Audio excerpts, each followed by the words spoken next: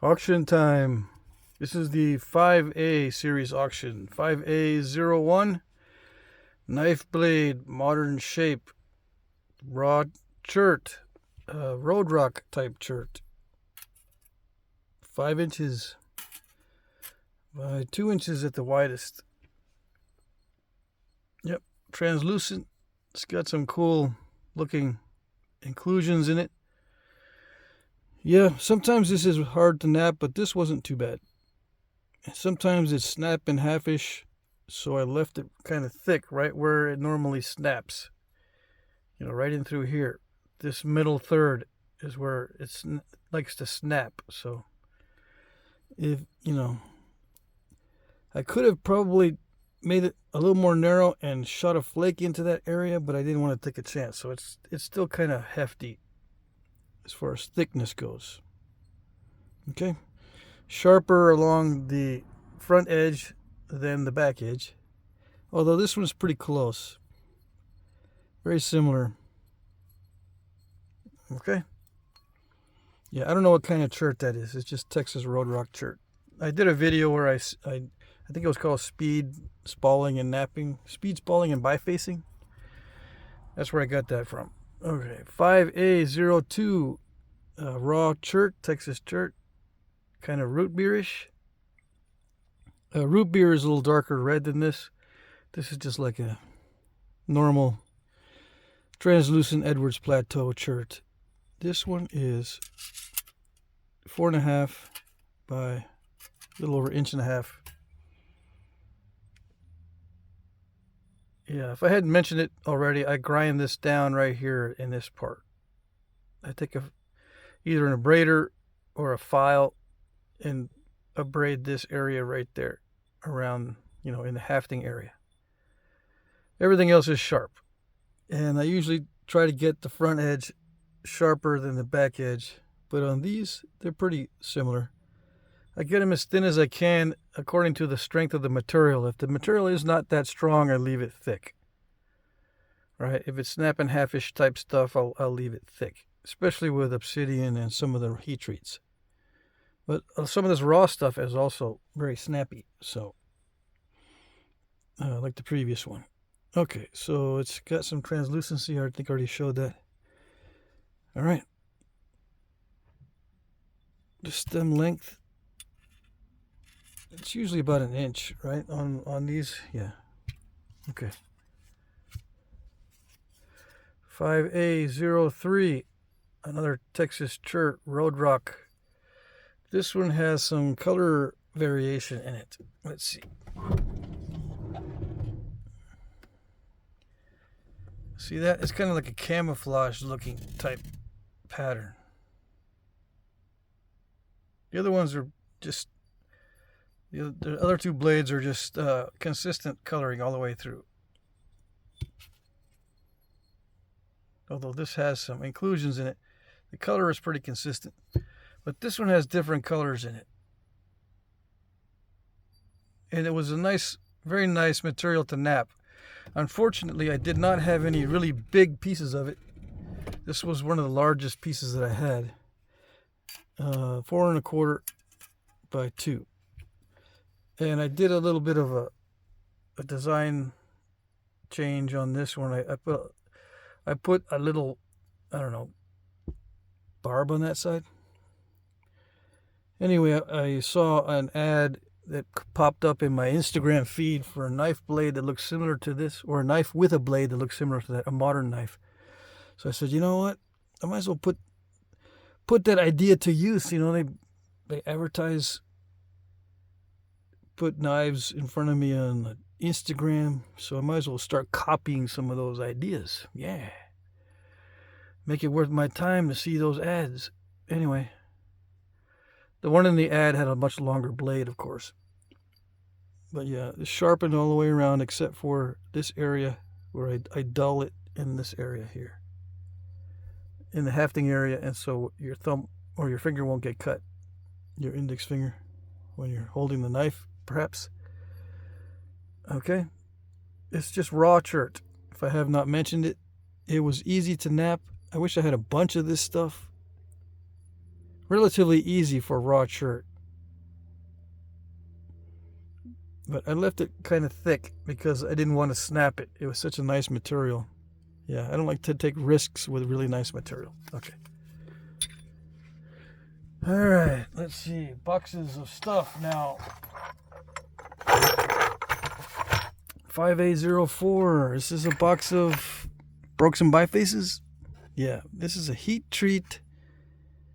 Mid to low grade Georgia chert. Yeah, that's a heat treat. This is a broken heat treat.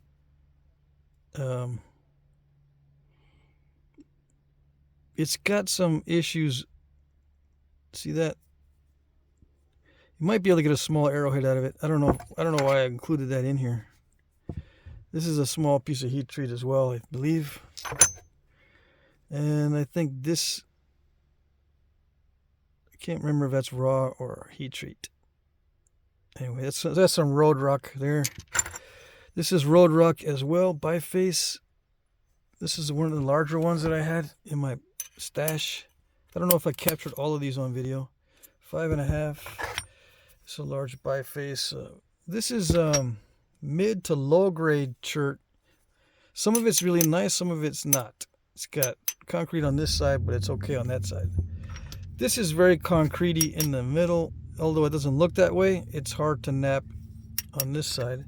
This one is 6 by 3 3/4. Yeah, I include these bifaces usually because I don't want to mess with them or because I have to heat treat them.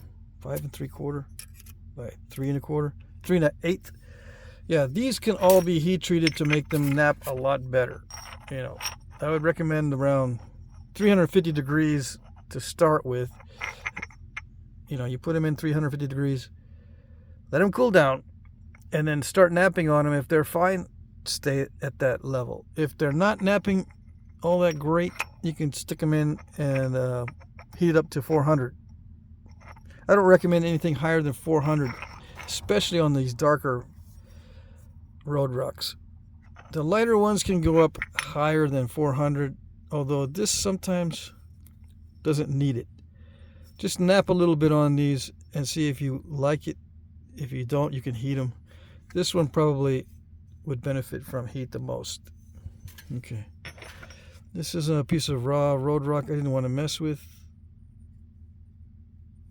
because it had some inconsistencies in it. This is just a broke one that I snapped last night.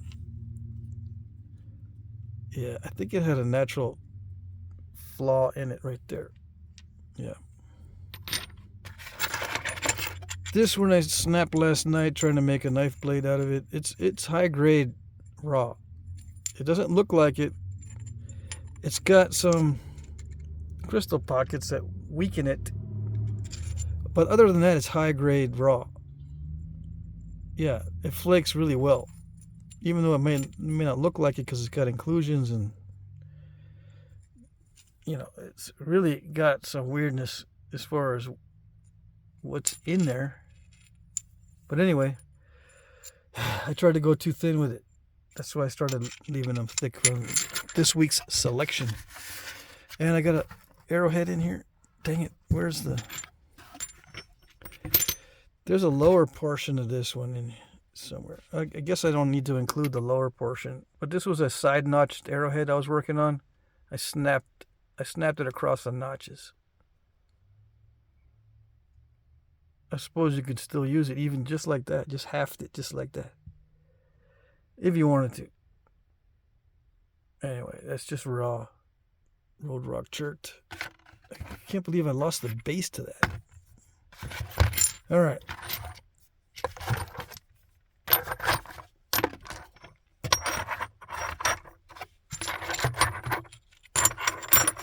I don't know about this piece. I think I'm going to throw in a better piece than this. Because, you know, I'd hate to have you nap on this and encounter a bunch of this crazing. So I'll put a better piece in there. Need a better piece of heat treat. Yeah. Okay.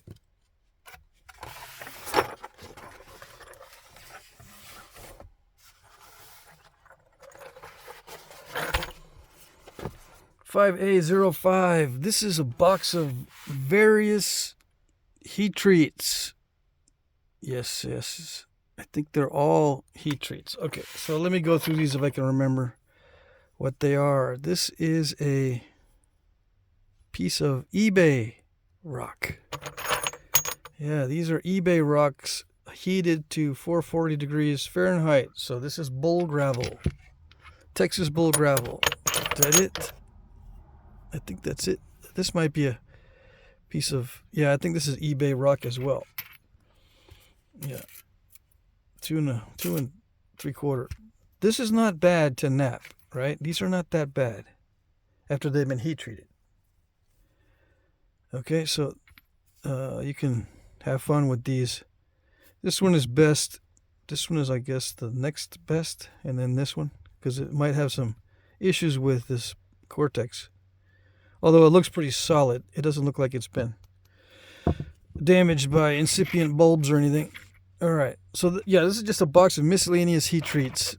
This is a mid to low grade heat treated Burlington, 500 and some odd degrees, maybe 600 degrees. This is heat treat Georgia Jasper. I think I have some more pieces in here. Yeah, these pieces are heat treat Georgia Jasper Flakes. I think I heated these at 400. Okay. This is a piece of Burlington mid-grade. It's good in that, similar to Keokuk. I don't know what temperature this was heated to. This is opalized stone. Don't ask me what states these are from. I know that if I say Georgia Jasper, that's where it comes from, Georgia. But like, I don't know where this Burlington comes from. I don't know where this Burlington comes from. These are two different grades. This is a higher grade. It naps a lot like fine porcelain, and this one naps like crumbly porcelain, I guess. This is an opalized something or other from I don't know what state, but it naps even easier than obsidian. But it's not obsidian at all. It's an opalized type of stone, and it's kind of a gray.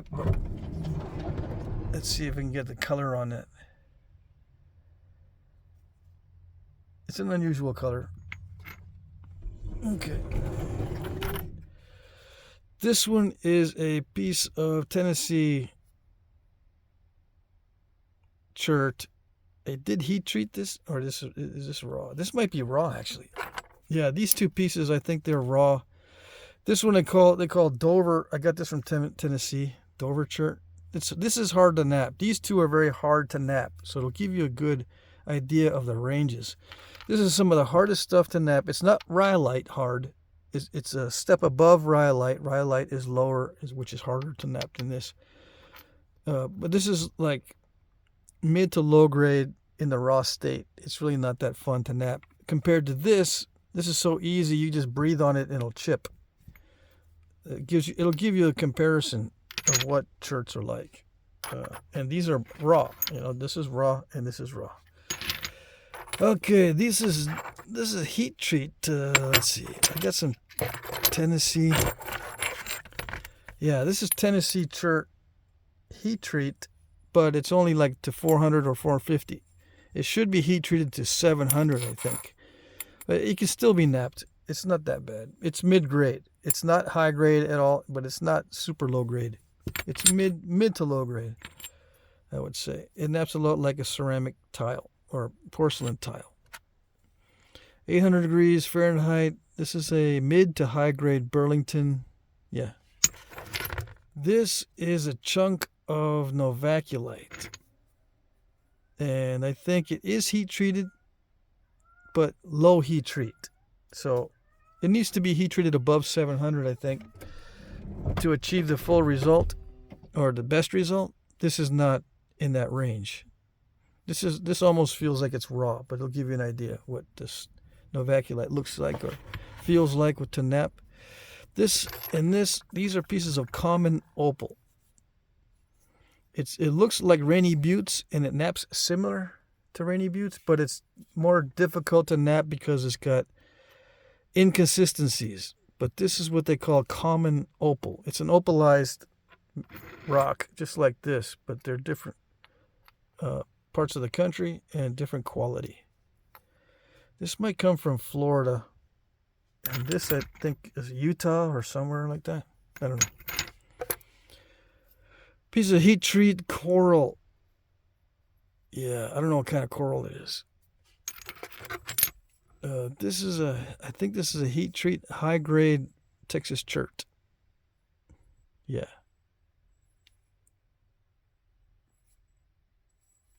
Pretty sure it's a heat treat.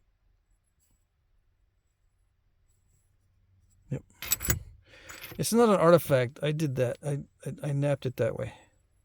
I'm pretty sure. Either me or one of the kids a long time ago. This was in my stash. And a piece of obsidian. This is a piece of, it's a kind of a dacite type banded. If I say dacite because it's grainy, it's not smooth. But yeah, it's one of the larger flakes that I have of this banded material. Okay. So this is just a variety of stuff. This is random stuff. It gives you an idea of the range of stuff that you can nap.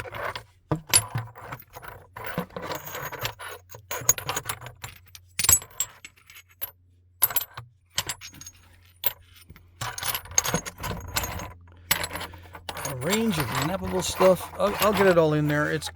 I'll figure out how to pack that. Okay.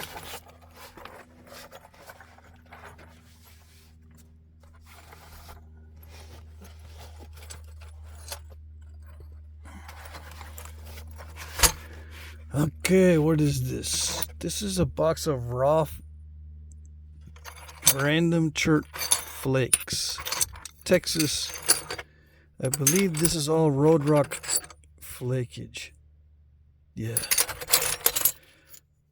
Plus a few others, like this is like Belton chert flakes, which is not the stuff I collected on the road. This I think is a piece of Georgetown. So it's a mix of high quality raw Texas chert flakes. HQR. That's what I call HQR, high quality raw Texas chert. And flints. Well, there's Georgetown flint in here. These two pieces, Georgetown. Okay, so yeah, high quality raw stuff. All of it. This is a piece of Georgetown. So they're all just small to medium sized flakes. Some of them are quite thin. Some of them have cortex, although I left it thick enough, maybe you can get an arrowhead out of that one. That's raw. Yes, some of these have translucency. That's a piece of Georgetown. Yeah. Kind of, sort of. Yeah. Anyway, you get the idea. There's amoeba cherts in here. This is an amoeba chert, high grade. These are all different kinds of cherts. I would say half of this stuff is from the stuff I collected over the past week. Just flakes from various reductions of bifaces. And the rest is just from my stash of flakes.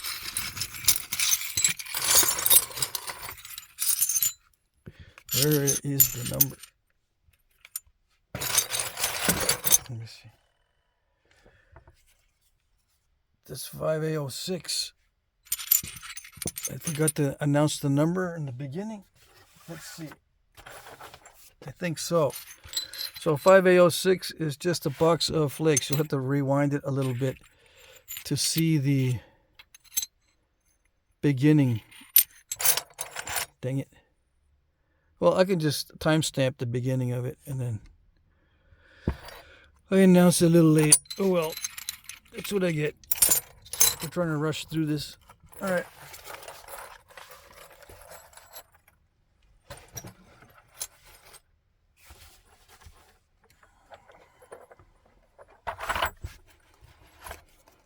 5A07. This is a box of those road rock pieces that I was doing on video. The high-speed bifacing and spalling. That's where these are from. Okay, so these are all raw pieces. All right, so 4.5, 3 1/4, 4 3/4, 3 1/2, a little over 4, 4 1/4, 3 1/2, 3 1/2. 5. Although you probably won't be able to get 5 inches out of that one. 4 1/4 and 3 3/4. Okay, I don't know how many bifaces that is. 1, 2, 3, 4, 5, 6, 7, 8, 9, 10, 11. Okay, 11 bifaces. They're all raw pieces, mid to high grade cherts. Okay.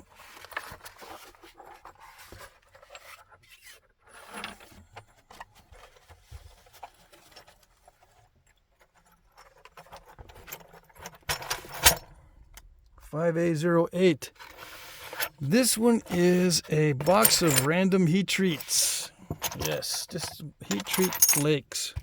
Random, all from all over the place. But Georgia and Texas mainly. Yeah, Texas cherts. They're all heat treats, but various temperatures. They range from 325 to 400. Don't ask me which one is which because I don't have any way of knowing. Other than the Georgia chert is usually lower in temperature than everything else. I find that lower temperatures on this Georgia chert prevent breakage. And there's some unusual pieces in here too. I don't know what that is. You might not be able to get anything out of it, but I just threw it in there. There's just various pieces of random heat treats. Oh, all kinds of different stuff from Texas and other places. Let's see. Trying to remember.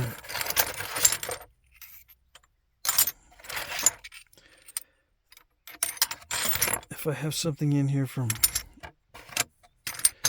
an unusual place. Yeah, like this one here. This green. This is green, like kind of greenish. I don't know where that's from. It's a jasper, or it's a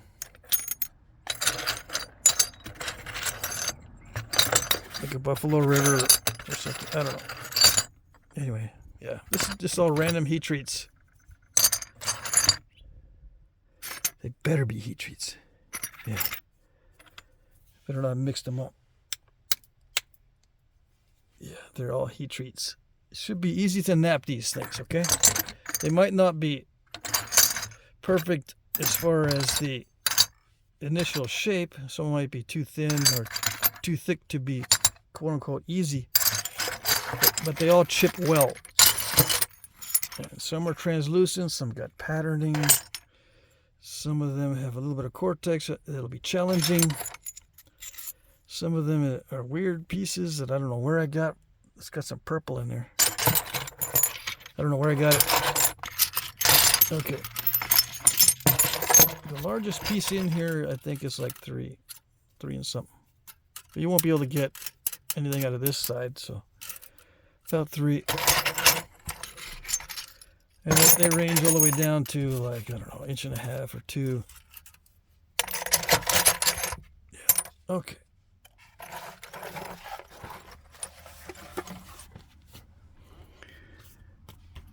All right, rules. These are my cheat notes. There's a better description of the auction in the description box below. Please look at my previous auctions to see how they work. If you are not able to reply or comment, you will not be able to bid. Yeah, that's very important. Some people don't know how to do it. Try to look at my previous auctions and see how they work, okay? Auction 3J has a demo on how to bid. I used my tablet, so that should help some people. Hopefully, if you don't know how to do this. Okay, bid in the comment section under one of my pre-populated comments, which means I will put comments in there with the item numbers, and a little timestamp where you can hit the timestamp and go right to the item, and a short description. Okay, my pre-populated comments will contain the item number, blah, blah, blah. Reply, when you bid, you reply to one of those pre-populated comments. You look for the comment that contains the item that you want, and you reply to it, or you comment under it. It's the same thing. It might not say that. Some people get confused when I say comment. They'll get confused because a little button will say reply on the little button in YouTube. Or I could say the opposite. I could say reply, and the little button says comment. It's the same thing. Just hit that button, whether it says reply or comment, under my comment with the item number. Now, if it doesn't have that, there's a little like a speak box, like I don't know, like when you look at a comic strip and you see a little box next to the comic strip character that has his thoughts or his words. It's a little comment. It's a little speak box. Right? I don't know how else to explain. I know there's a name for it, but anyway, when you look under my comment, you'll see there is a thumbs up, a little speak box, and something else after that. Right in the middle, you click on that little speak box, and that will allow you to comment or reply to that auction item number comment. Okay? All right. Hopefully that'll help if you don't know how to do this. All right. I will like your comment if I see it. Okay? I'll hit a thumbs up. Sometimes comments are not always visible. It may take a while to like your comment, but as the time approaches the end of the auction, I will check more frequently. Yeah, I check a lot more frequently toward the end. Okay, so just be aware of that. If it's getting toward the end of the auction, you don't see a like on your comment, just either email me or say, hey, I tried to comment, comment that you tried to comment, and we'll try to work it out and see if we can see your comments. All right. Try not to bid at the last minute. I'm using YouTube's time tracker, and it's not always accurate. It can be up to 2 minutes off. Please be aware of this. Shipping is free in the U.S. International shipping is discounted but not free. Okay, I'll add the following amounts if you're international. What I do is I discount international rates by the amount that it would normally cost within the States. Okay, so if I give you free shipping within the States and the shipping is $17 or $18, but you're international, I'll take off $17 or $18 if it's the same size box, that sort of thing. Okay, as an example. All right, international rates often change. I might need to charge more than this. Yeah. What I normally do with international shipping is I wait until I go to the post office and actually ship it to you.